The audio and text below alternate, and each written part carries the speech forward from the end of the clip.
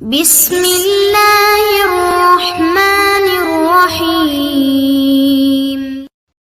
بسم اللہ الرحمن الرحیم۔ عظمت قرآن اور مستشرقین کی زبان۔ عظمت قرآن کی عظیم الشان دلائل میں سے ایک بہترین دلیل یہ ہے کہ قرآن کریم کے دشمن اس پر ایمان نہ رکھنے کے باوجود بھی اس کی عظمت کی گواہی دیتے ہیں، جیسے کہا جاتا ہے الحق ما شہدت بہ الاعداء، حق وہ ہے جس کی گواہی دشمن بھی دیں، یعنی جادو او جو سر چڑھ کے بولے۔ دور قدیم و دور جدید کے بہت سے کافروں نے قرآن کریم سنا اور جو کچھ انہوں نے سنا اس پر بڑی حیرت ظاہر کی ہے۔ ذیل میں ہم ان ممتاز اسکالرز، محققین، مغرب کے مفکرین اور دنیا کے نادر روزگار دانشوروں میں سے صرف چند ایک کی گواہی کے مختصر احوال ذکر کر رہے ہیں۔ نمبر 1، برطانوی وزیر اعظم گلیڈسٹون نے برطانوی پارلیمنٹ کے ارکان سے خطاب کرتے ہوئے برملا کہا، جب تک مسلمانوں کے ہاتھ میں قرآن کریم ہے اس وقت تک ہم مسلمانوں پر اپنا تسلط قائم نہیں کر سکتے،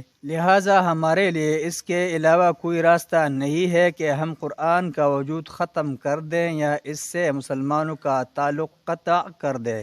نمبر 2، فرانسیسی محقق کاؤنٹ ہنری دی کاسٹری۔ کاؤنٹ ہنری نے رسول اللہ صلی اللہ علیہ وسلم کی ناخواندگی اور قرآنی اعجاز کے مابین پائے جانے والے تضاد پر اظہار تعجب کرتے ہوئے کہا ہے، بلا شبہ عقل یہ تسلیم کرنے میں متردد ہے کہ ایک ان پڑھ انسان کے لبوں سے قرآنی آیات کا صدور و ظہور ہوں، جبکہ سارا مشرق اعتراف کرتا ہے کہ لفظی اور معنوی لحاظ سے قرآنی آیات جیسا کلام لانا محال ہے۔ پوری بنی نوع انسان اس جیسا کلام لانے کا تصور بھی نہیں کر سکتی۔ نمبر 3، موسیو بیرگ نے انگلستانی پارلیمنٹ میں ایک مرتبہ تقریر کرتے ہوئے کہا تھا، بے شک تاریخ جن قوانین کو جانتی ہے ان میں سب سے زیادہ محکم، زیادہ قابل فہم اور زیادہ رحم والی تعلیمات قرآن کریم کی ہے۔ نمبر 4، الجزائر کا فرانسیسی گورنر۔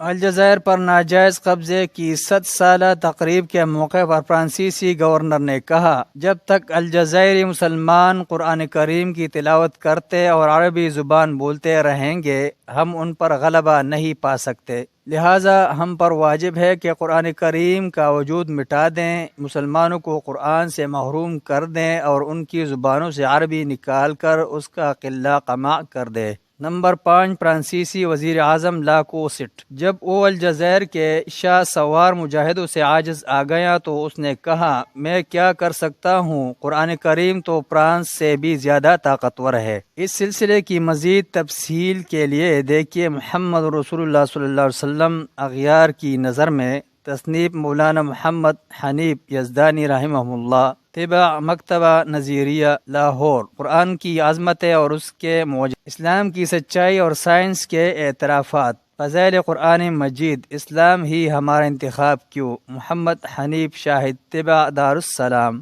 اللہ کی توفیق سے ہم نے اس کتاب کو مکمل کیا ہے، اللہ مزید توفیق سے نوازے۔ اس کتاب میں جس نے ہر قسم کا حصہ لیا ہے، ہر قسم کی کوشش کی ہے، اللہ اس کو جزائے خیر دے۔ اللہ ہم سب مسلمان کو قرآن اور حدیث پر عمل کرنے کی توفیق عطا فرمائے۔ السلام علیکم ورحمۃ اللہ وبرکاتہ۔